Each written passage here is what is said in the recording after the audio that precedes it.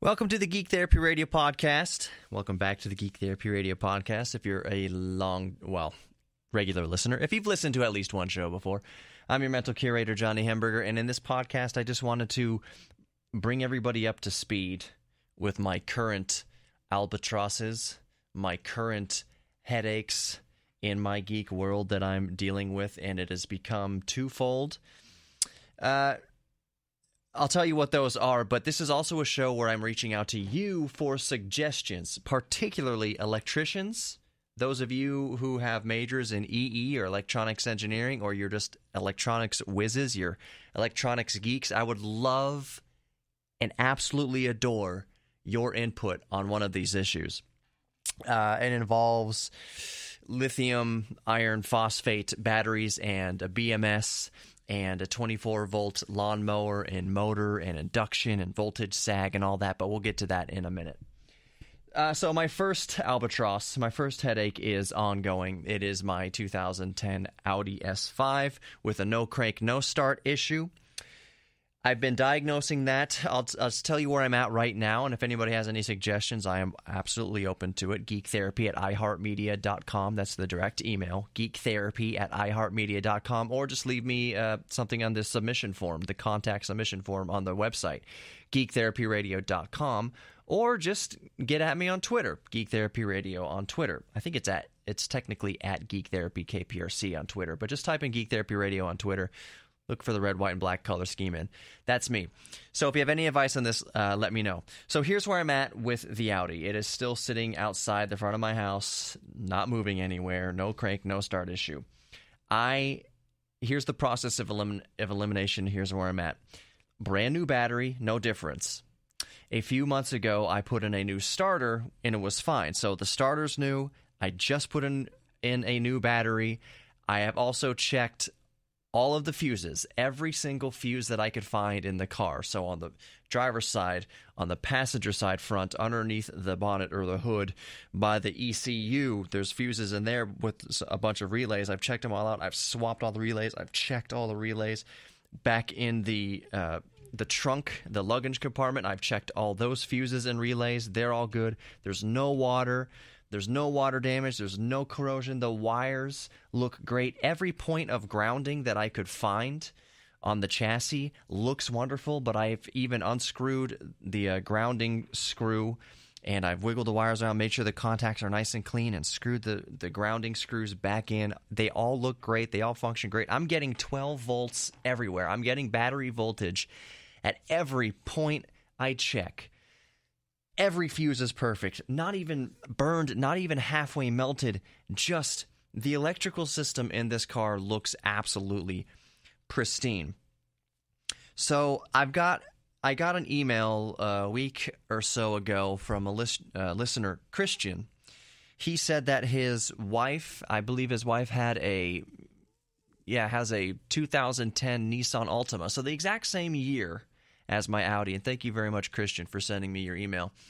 He says that she had problems also with turning on the car, and it turned out to be the brake switch. And in his case, all it required was disconnecting the brake switch on the back of the brake pedal and then plugging it back in, and then the car started fine again. So in my research and all the forums I'm going through, trying to diagnose this problem, as we geeks do when we have problems we can't figure out, it's to the forums, it's to the Google. It leads us to some pretty crazy places sometimes. So this no crank, no start issue, all coming back to the brake switch, the brake light switch. It's a common phrase that comes up, especially among Audi forums, not just with Audi S5, but Audis from all year models. And from the email here from Christian, Nissans and any sort of modern car with stability control systems and fancy computers and everything, a lot of it can be traced back to the brake switch. And I've been in denial about this, I guess, for the past 2 weeks or so. My car hasn't been running for probably 2 or 3 weeks. And in the back of my mind, I kept seeing that brake switch idea popping up in different forums, not just with Audi, but with different cars, and even Christian reaching out about the brake switch. And in the back of my mind, I'm just like, I refuse to believe it's that simple, that a $30 brake switch is the root of all the problems. Maybe it's my mind. I was just being more doomsday about it. It's like, there's no way it's just a little switch. Even though most problems can be rooted out as being something very, very simple that you overlook. And I thought the simple problem was just, okay, there's a problem with the starting circuit, with the starter relay, or with the 35 amp starter fuse that feeds the relay, and all. And so my focus was there. But the more I thought about it, I was just deducing in my mind that it could be the brake switch, because every code, every fault that comes up on the screen when I try to start my car, it's immediately ESP fault, parking brake fault, traction control fault, tire pressure monitoring fault, everything having to do with the stability control program, the anti-slip, the Audi Quattro program, the all-wheel drive, basically. All of the problems were, all the readouts, I wasn't able to scan it because I can't find anybody with the VAGCOM computer to scan these Volkswagen codes. But all the codes that my display in the Audi are saying, because every other electrical function works perfectly.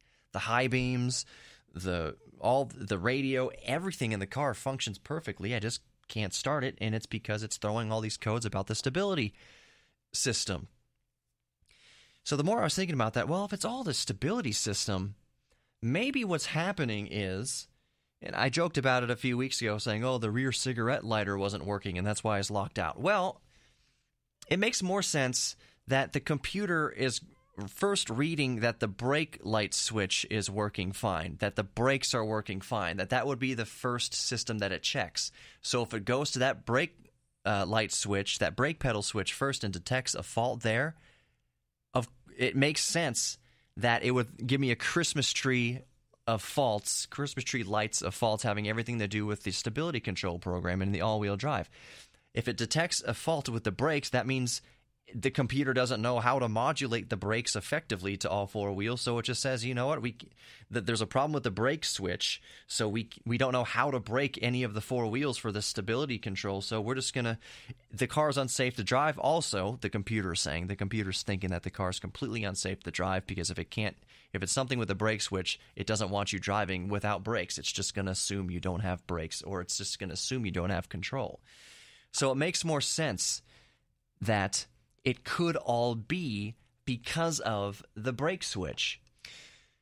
So here's where I'm at right now, and I want your opinions on that. If you are car people, if you're car geeks and you've worked with a lot of modern cars, please let me know. Or if you've had a similar experience, yeah, it was just the brake switch in my car, whether it was an Audi or Mercedes or Toyota or Nissan like Christians, or Hondas or Toyota, whatever. Let me know if you've had a similar problem with the no crank, no start. That means your car engine won't even turn over. When you go to turn the key, just absolutely nothing happens. The engine doesn't do jack squat. If you've had this no crank, no start issue, and just tell me what it wound up being in your case. And I'm especially curious if a lot of it comes down to that brake light switch. So here's where I'm at right now. I just ordered a new brake light switch for the Audi. It was $30. It hasn't shipped yet because a lot of suppliers are for the pandemic, are having problems with shipping and supplying these parts. So I don't have a tracking number yet. The brake light switch could be here in 2 days, or it could be here in 2 weeks, or it could be here in 2 months. I don't know. I've ordered from this place before. I think, what is it? Audi USA, Audi Parts USA or something.com. I ordered some bolts for the muffler, and they got here within like a day or two, super fast. But that's not the case with this brake light switch. So I've ordered it, and I'm just waiting for it. What I haven't done over the past few days is because it's been so unbelievably blistering hot here in Houston, Texas. It's been over 100 degrees for the past 2 or 3 days. I think we're going on 3 days in a row of over 100 degrees Fahrenheit. Pretty hot, no matter where you are in the world. So the last thing I wanted to do was spend any extra time outside that I could. So I've spent more time inside tinkering on projects like the lawnmower, which is the second albatross of mine, and we'll get to in a moment. So I haven't been out there to work on the Audi anymore because the next thing I want to try is jumping that brake light switch somehow, testing that brake light switch, maybe just unplugging and plugging back in the brake light switch, making sure the terminals of the brake light switch are all clean. Maybe I'll do that tonight. Probably not. It's still so hot outside. Even when the sun goes down, it's so hot. But anyways, maybe tonight or sometime soon, I will get up under the dashboard there by the brake pedal, and I have to remove a couple of Torx screws to remove a panel by all the clutch, brake, and gas pedal. That gives you access to that brake switch, and what I'm going to do is what Christian emailed me about. He said in his wife's Altima, he literally just unplugged the brake switch and plugged the brake switch back in, and then the car worked again. And I understand that, unplugging and plugging things back in, because that helps clean the terminals. It helps make a better electrical contact. So it makes sense that something as easy as just fiddling with the switch a little bit, just reconnecting and connecting the switch would fix the problem. Maybe you get some oxidation on the terminals. It's not making a good connection. Some dust or dirt gets in there. It's not making the greatest connection or a good enough connection. It could just be that it's not making a good enough connection, that it's throwing a fault to the computer. So I will fiddle with that switch sooner or later, maybe tonight that it's fresh on the mind. I'll see what the switch looks like, because honestly, I'm not going to blow smoke up your ears right now. Your ears or ears right now, with pretending that I know exactly what the terminal looks like. I suppose I could look at the switch itself online. There's obviously a picture of it. Can you jump the switch? Some switches are 2-stage switches, and what stages would I jump? Would I jump both of them?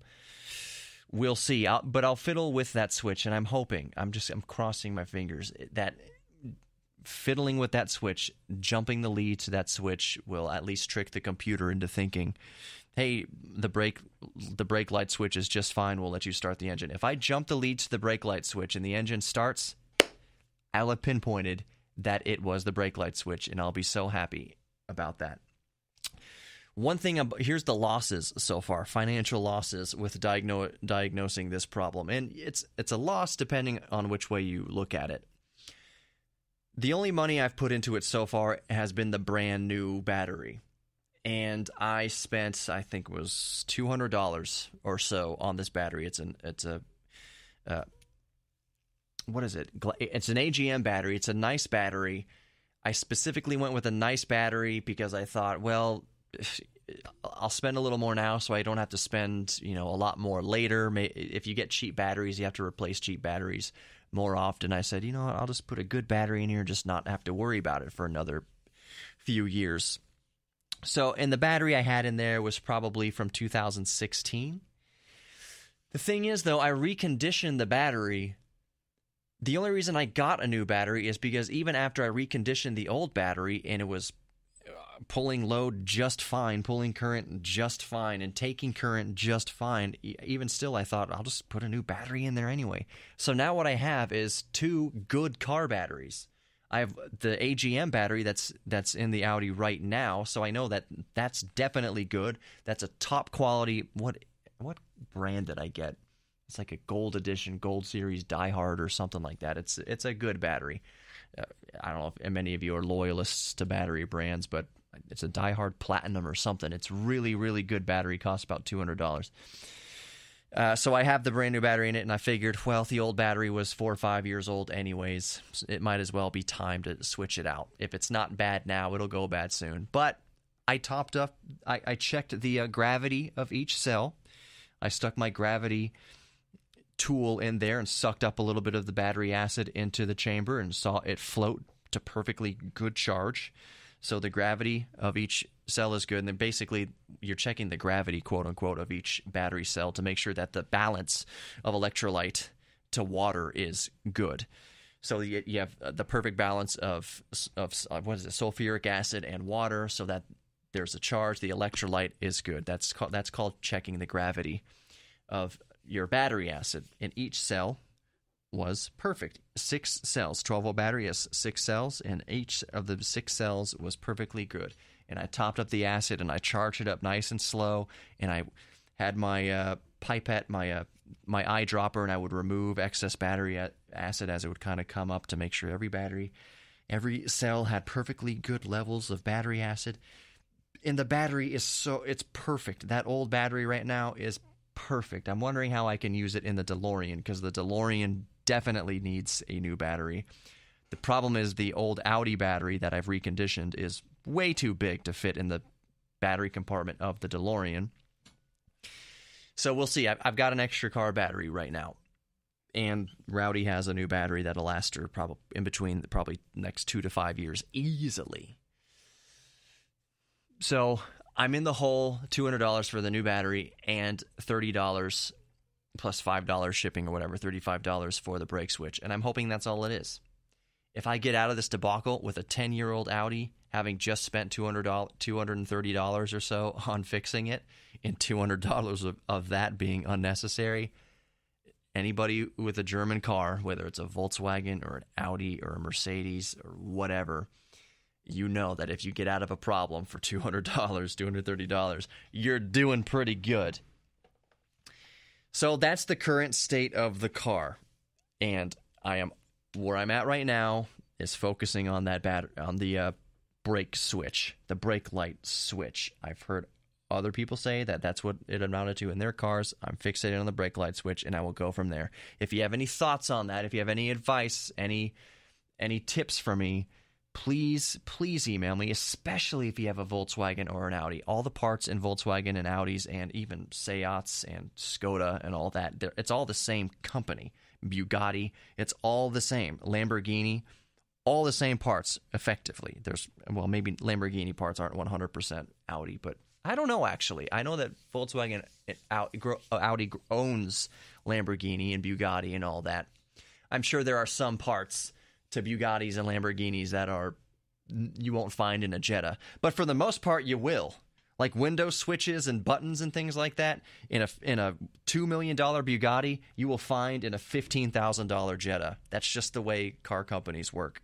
So if you own a car from any of those brands especially, and you've had this no crank, no start issue, please let me know what the issue was for you. I would love you forever, and I would give you a shout out on the show for whatever that's worth. I would just be internally indebted to your help with this matter.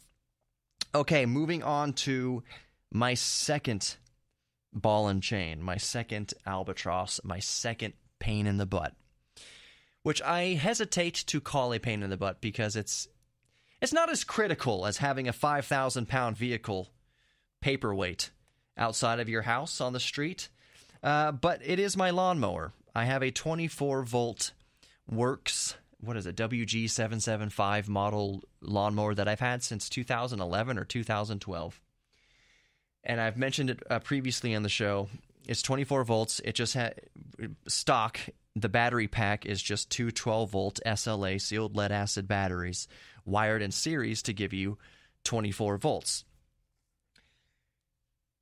I have updated those batteries 2 or 3 times in the past just to new lead acid batteries. They run out over 2 or 3 years, and I replace the batteries with the new lead acid batteries. So I had the bright idea this time to invest in, because they were cheap enough, 2 lithium iron phosphate batteries from that company I told you about called Miati.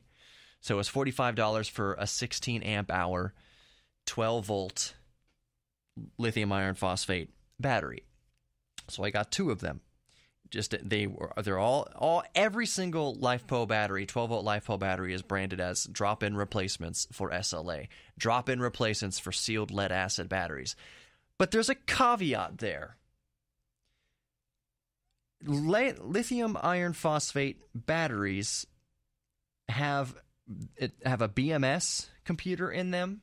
BMS circuitry, which stands for Battery Management System, because what makes up a lithium iron phosphate battery are just multiple cells of little batteries, of 18650 batteries, but lithium iron phosphate. And maybe it's not 18650, but you know what I'm saying?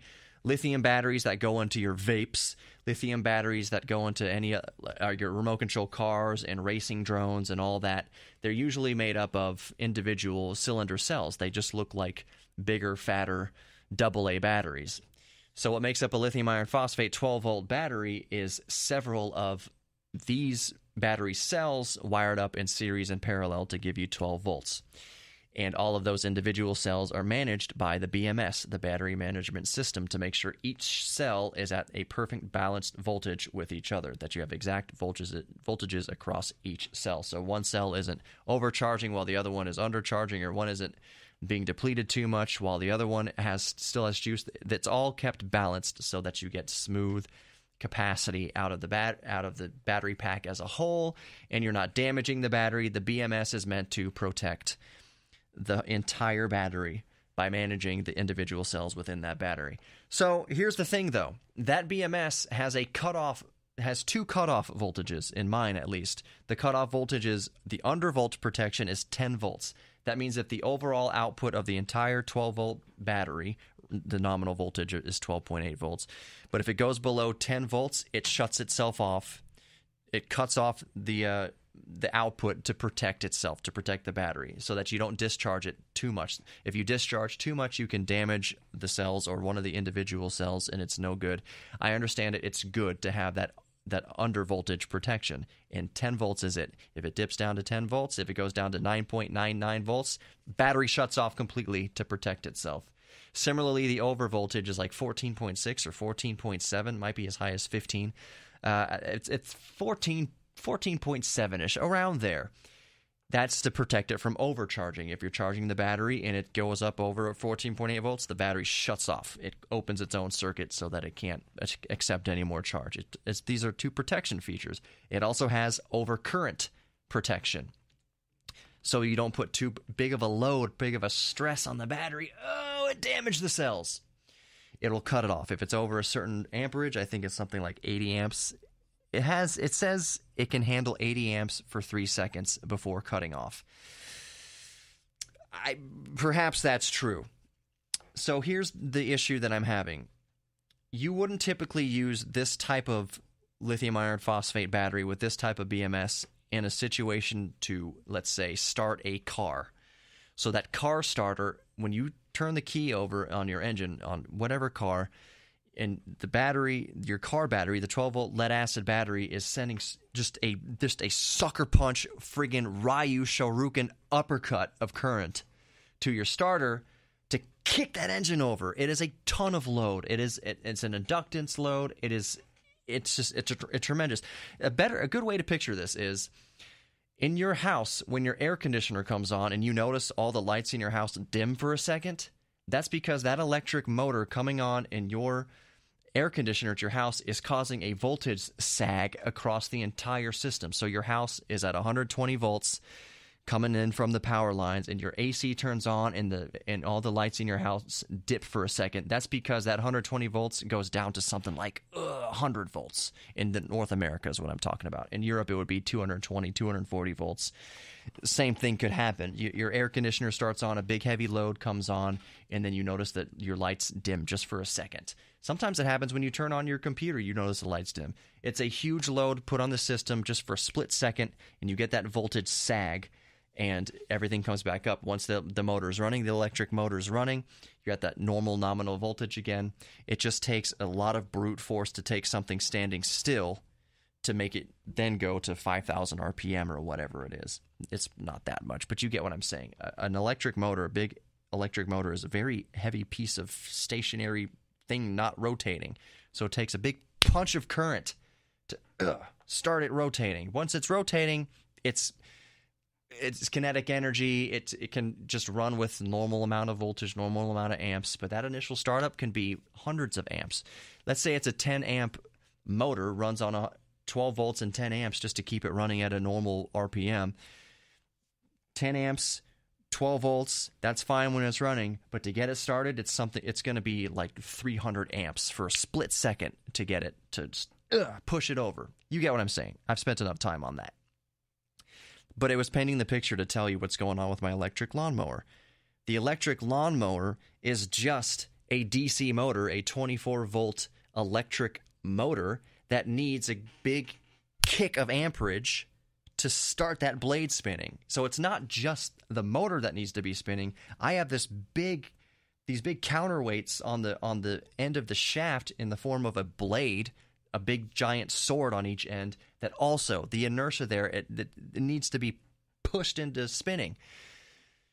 So you can, maybe the electricians out there know where I'm going with this. The lawnmower stock comes with sealed lead-acid batteries.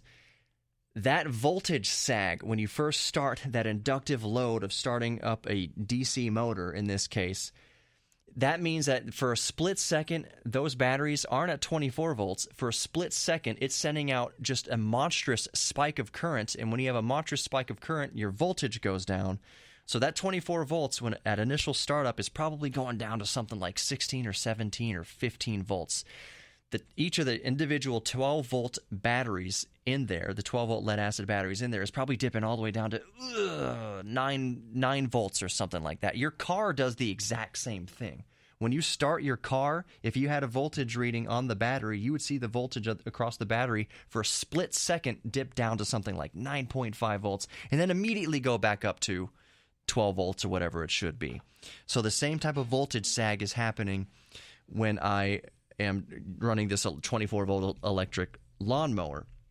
The difference is lead-acid batteries don't have that BMS, battery management system, on there, and it can take that voltage sag. It's a dumb technology, just dumb meaning there's no computers involved in it. It dips down to that 20 volts and then comes up quickly back to the 24 volts. That's fine for lead-acid batteries. They can handle that.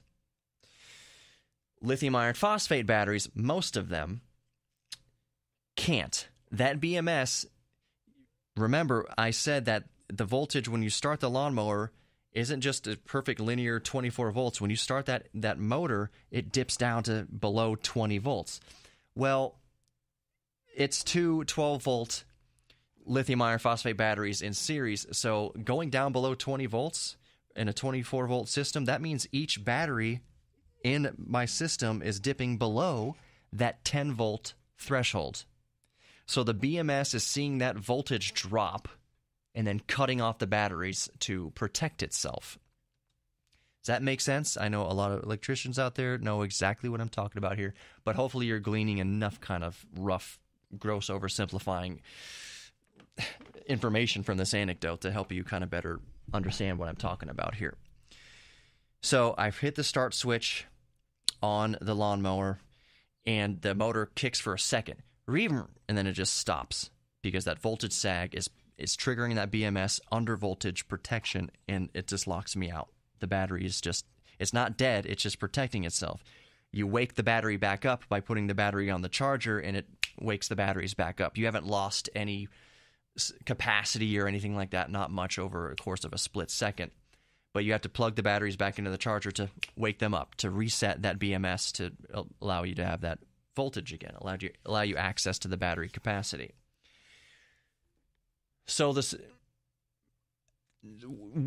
how do I get this electric lawnmower to function normally?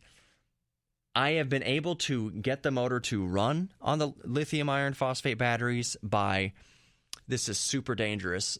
I took the blade off the bottom of the lawnmower. I thought, well, I'll just take this weight off the motor and see if that helps anything. It did a little bit. What you do is you spin the motor like an old car. You crank it with your own hand just to spin it, and then you hit the switch as much as possible so that when the motor's actually spinning, when you've spun it up, it's not so much of a current that needs to go into it to keep it to keep it spinning or spin it up faster. It's just that going from zero to something is the hard part, but going from something to faster isn't nearly as hard on the battery. So it doesn't trip that voltage sag. So if I pre-spin the motor and then start the lawnmower with my lithium iron phosphate batteries, it runs fine. It runs like a champ. Holy crap, I would not want to have my hand anywhere near that. It is awesome. It's going to absolutely chew through my lawn perfectly. The issue is that if I take my hand off the starting switch and let the motor go back to zero, and then I try to start it again from a standstill, that trips. There's too much of a voltage sag. That's my dilemma. So here's where I'm left. Here's what I'm thinking. Again, any electricians, please get at me with your advice or tips on this. At first, I was thinking, what kind of simple circuit can I come up with to reduce that initial load? Instead of having the electric motor just instantly on, what if I could design a circuit to just gradually ramp up the voltage or the current over a few seconds to get the blade spinning much more gradually, kind of like the fan curve of your CPU fans? What if I can get a circuit to ramp up? And that's my question. Electrical engineers, let me know about that if that's an option. Any way to reduce that initial load on the batteries. Some sort of, I thought about a potentiometer, maybe using a pot to lower the voltage a little bit. I don't know. See, I'm thinking of how I can reduce that initial load. Some sort of capacitors involved, maybe use the capacitors to punch that motor into gear, but then the capacitor will cut itself off if it's at nominal voltage. Nothing will pass through it. It's kind of a headache, and I'm sorry if you're listening to this and you don't have any care in the world about electricity or whatever, but this is something that's on my geek brain for sure right now. The lawnmower does have a switch on it for eco mode or high power mode. And I'm thinking it doesn't start in eco mode. Let me just tell you that right now. So obviously it doesn't start in high power mode. But that, to me, that's just, am I wrong in thinking that those are just two different resistors in the circuit? That low power mode is just a resistor that's reducing the amount of power going to the electric motor, and then high power mode is just a resistor that allows more current, more electricity to the electric motor. So if I just patched in a potentiometer there, that maybe I could set it so low just to get the blade kind of, just limping along, spinning low, and then I just ramp up the dial, and it spins faster. That way it'll be a lot less load to start it at a low RPM and then ramp it up once the current spike is over with. That's one thought. The other thought is just to remove the BMS from the batteries entirely, to open up both batteries. I've already done this with one of them just to see what's going on inside. And you can see the BMS and its heat shield and everything, heat dissipator, right there on the top.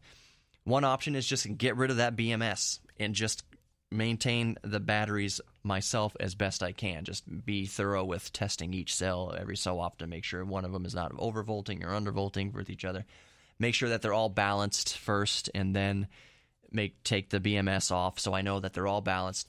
And apparently, I'm not the first one to think of this. A lot of e-bike riders, those people with the electric bicycles and electric skateboards and stuff like that, they remove the BMS to get more current out of the batteries, and then they just themselves pay more attention to how they're charging and discharging the battery themselves rather than having it just rely on it all being automatic. So part of it is that I could just remove the BMS and make the batteries dumb, quote unquote. Just take the management system out of it and just treat it like a normal lead acid battery. Now, this would, yes, I know, I can hear you screaming, electricians and the battery enthusiasts. I know that would probably reduce the lifespan of the battery. LiFePO batteries, lithium iron phosphate batteries, aren't designed for those high load usages like starting a motor. Some definitely are, but a lot of them aren't. At the end of the day, what I'm thinking is I am probably going to go the route, unless somebody emails me quickly after hearing this, I'm probably going to go the route of removing the BMS and just me being in charge of the current load on the batteries and the draw and the discharge, and just being careful not to discharge it past 10 volts myself. I could probably put it'd probably look pretty neat. I could probably just have a little voltmeter on my lawnmower, then I just keep an eye on it, and I could see if it goes down. I could set some other circuit to cut off at 11 volts or something like that.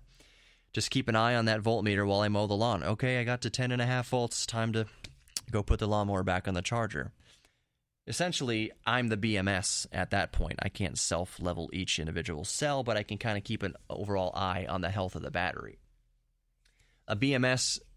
Removing the BMS also would mean that if I'm dumb, I could just look at the voltmeter and watch it go below 10 volts, go down to 9 volts, go down to 8.5 volts, and just be doing real damage to the battery itself. Whereas the BMS would protect itself and just not even allow you to do that. It would protect itself at 10 volts. So I'm just thinking, remove the BMS so that I can get those cranking amps, and it's not going to be anywhere near the level of a car starter, so it shouldn't be that terrible. I'm not the first one to do this, and there are a lot of enthusiasts out there who say, yeah, taking off the BMS is fine. You just have to do more work on your part to make sure that the battery is healthy. And I'm fine with that. I think removing the BMS and putting a voltmeter on the lawnmower to monitor the current rate of charge and discharge, I think that's a good starting point. But I can't wait for your emails or your Twitters or whatever contacting me on the Geek Therapy Radio website to tell me how much of an idiot I'm being. Or if you're just like, yeah, that works. As long as you keep an eye on it yourself and don't rely on that BMS, then you'll be all right. Kind of interested in the feedback I might get from this. But I'm most interested in all that extra power and capacity for my electric lawnmower. I love breathing new life into old things. I don't like throwing away things that otherwise work perfectly fine. You'll read reviews for this lawnmower, the Works WG775 or whatever it is. People saying, it didn't last but a year, I threw it away. Well, that's because you didn't replace the batteries and you don't know what you're doing with batteries. And I don't blame you for not knowing how to replace the battery packs. That's kind of a little bit more DIY involved. But I am not in that boat where if something doesn't work, I just throw it away. I will exhaust myself trying to fix it before I throw it away. If my Audi, all it is that switch, I'm going to be glad that all it was that switch and that I fixed the switch myself, knowing that if I brought it to an Audi dealership, they would have cost not 20, but they would have, quoted me $2,000 for the job when all it mounted up to be was a little friggin' brake light switch. Hopefully that's all it is. If it's not the brake light switch, we'll start wrapping up the podcast here. If it's not the brake light switch on the Audi, then I'm going to put the car up on ramps and start inspecting all the wiring going to the starter. But why would that be? Why would that be? The alternator is also fine. If it's not the brake light switch, I think my next area to look at would be the ECU, even though the ECU looks fine. It's perfect.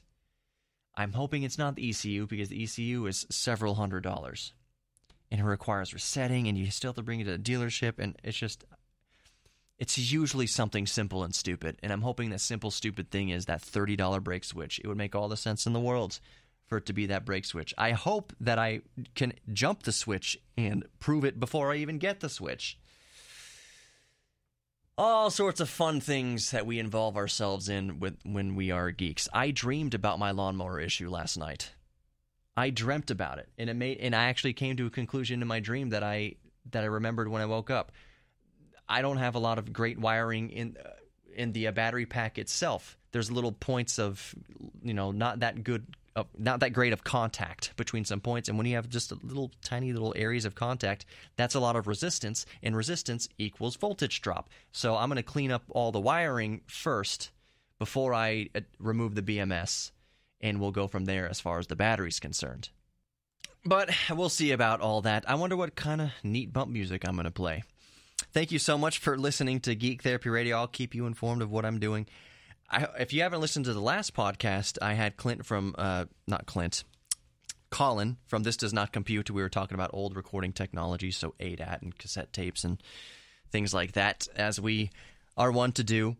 Clint from LGR, Lazy Game Reviews, gave me his audio a little bit late. I already broadcast that audio about old audio, or that show about old audio gear with Colin, but Clint sent me his audio as well, so I will probably play that in a upcoming podcast. Maybe tomorrow I'll play Clint's audio from him weighing in on it. I tried to get David from David the 8-Bit Guy. He was busy in Austin filming stuff. He He was texting me the other last night that he got a drone stuck in a tree, and I was like, "Oh my gosh, what a bummer! That sucks. Been there, done that. It sucks."